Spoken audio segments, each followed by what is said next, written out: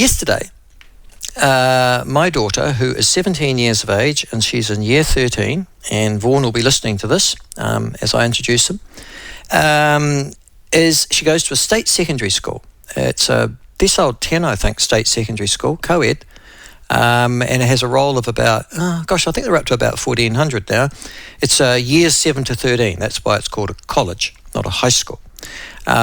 And it's predicted to go to 1,600, 1,800 in the next 4 or 5 years as well, just because of the population increase here.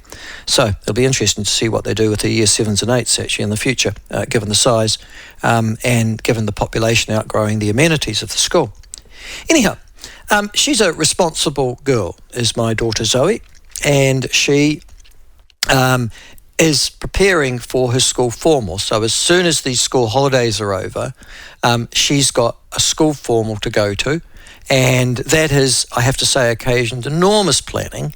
And I didn't realise, for example, Josh, you can rent formal dresses. Who knew that? How clever!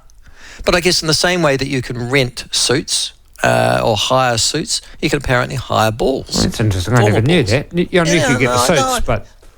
yeah, I know, but I thought, well, yeah, of course you would, So anyhow, so there's all sorts of preparations that she and her friends are doing for that particular formal.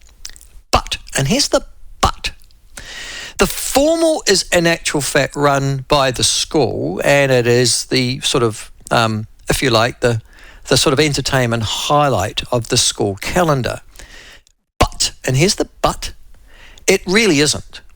It is sort of like the curtain raiser to the main event. And the curtain raiser to the main event is the formal, and the main event is the after school party, after formal party. And that is legend, for which I have to say at her school, and I've discovered no different than any other school that I'm aware of, there's usually a theme. It's held somewhere supposedly under the advice of parents. Schools know about it, but actually blind themselves officially to it, and it involves copious amounts of alcohol being consumed by said students at these formals. And so what my 17-year-old had to do was, in actual fact, take her liquor supplied to her by her father, so I put up my hand on that, to a particular drop-off point, along with 250 other Year 12 and Year 13 kids, and presumably their partners. And that 2 weeks ahead of the event, or 2.5 weeks ahead of the event, is going to be named and available at the particular event. Now, that's the way they plan it. It raises enormous sorts of questions about the involvement of parents, about the drinking age, about the involvement of schools, and about, I would suggest to you, a whole series of moral grey areas all the way in the middle of that. So joining us to talk about this, because there'll be many parents and grandparents who are in actual fact either going through this, about to go through this, or have gone through this, is Vaughan Couillault, and he joins us now. Vaughan, thank you so much for making yourself available, mate. I know it's school holidays. Thank you for being here today. It's all good. I have a 17-year-old daughter who rented a ball gown and went to the ball herself about 3 or 4 weeks ago. So I know exactly what you're going through in terms of all of the planning and expense. Yes. Well, I don't mind that.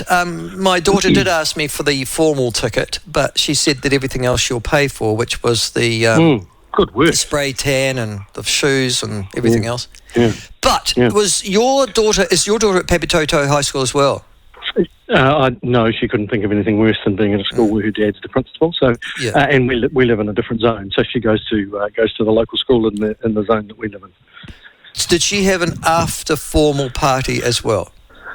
Yeah, sort of, but not to the degree that you explained. So what you got there from an Auckland perspective is something that happened quite a lot historically, and maybe it depends on the local liquor licensing authority or the local police and what sort of issues it is. But the ability for young people particularly in Auckland to organise large-scale after-ball events has been significantly restricted by police communicating with local liquor authorities and the event, the centre managers of whatever the event centre is. So whilst my daughter did have an after-ball function, it was at a friend's house with a collection of about 15 or 20 people as opposed to hundreds.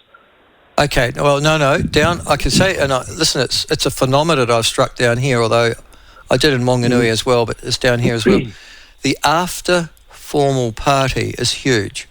It is the main event in essence. They run them as things like sort of wool sheds, somewhere out in the country, but there's usually parents there or adults there. They even employ security guards to stop people who aren't meant to be there, or dealing with any trouble. They get a DJ, copious amounts of alcohol, all that happens. Yeah. You had problems in Auckland, did you? Because there were enormous scenes of disorder or something. Yeah, absolutely. And in fact, in a number of years ago, a couple of decades now, there was a young man heading home on a motorway on a double-decker bus that was open-topped and actually died by having his head on the motorway overbridge. So there was all sorts of trauma that occurred at those after-ball events.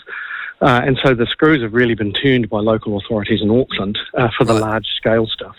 But both of my children have gone to someone's house for an event, and there may or may not have been alcohol there, but not the purchase a ticket, large scale profit making enterprise that you've described. That is the main event. So more and more in Auckland, the ball is the main event as opposed to the after ball. The other thing is the balls close down here very quickly. Like they're finished by 11. That's interesting.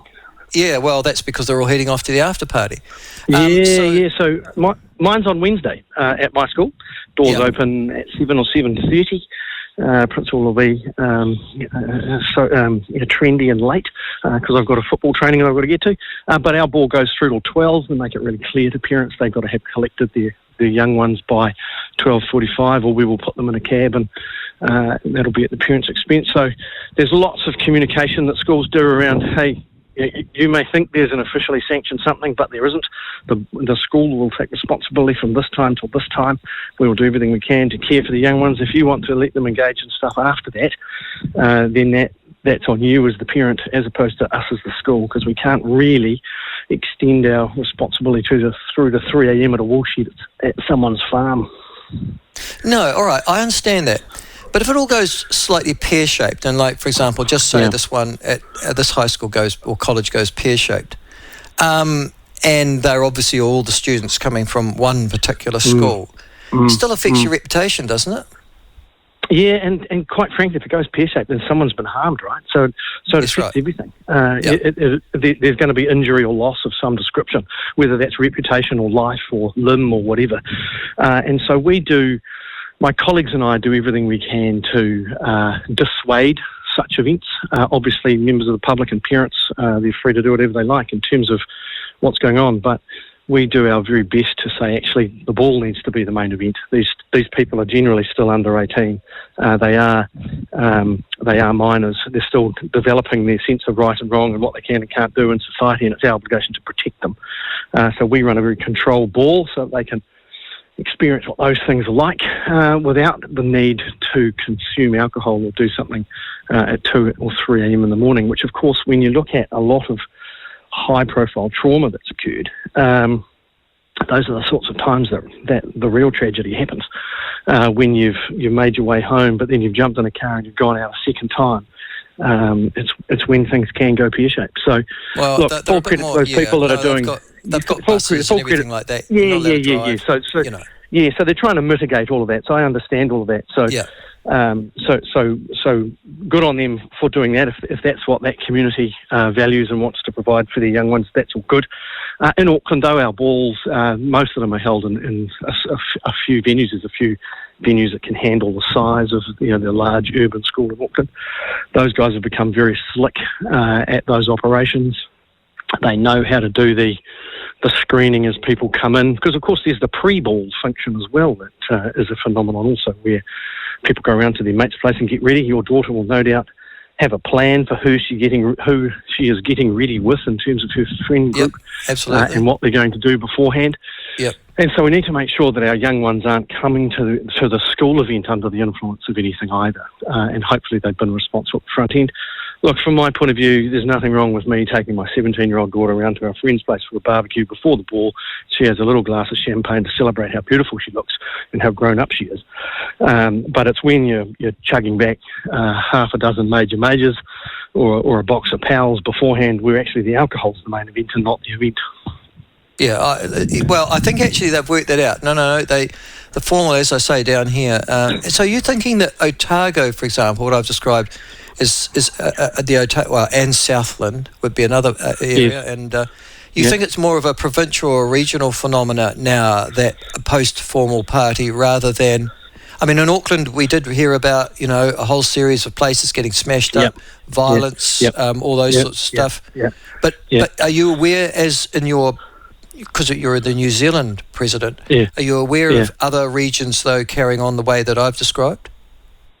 No, and Auckland and the local authorities started communicating quite significantly, and so things like the licensing authorities, if there's an unusually sized order around school ball season that is from a supplier that they don't normally have, they do some investigating on that. They won't necessarily supply that until they've worked out what the venue is, and they work with local police and local councils, and so the police are on high alert, as are the event centres. Because again, they don't want. They have a reputation to uphold as well.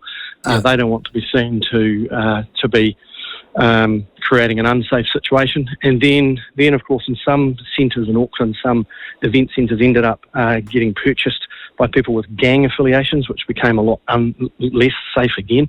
And so it seems to have dampened down quite a lot in the last 5 or 10 years. And smaller, more contained private functions seems to be the go, rather than the larger, well-organised, butt-out here security guard DJ action that you refer to.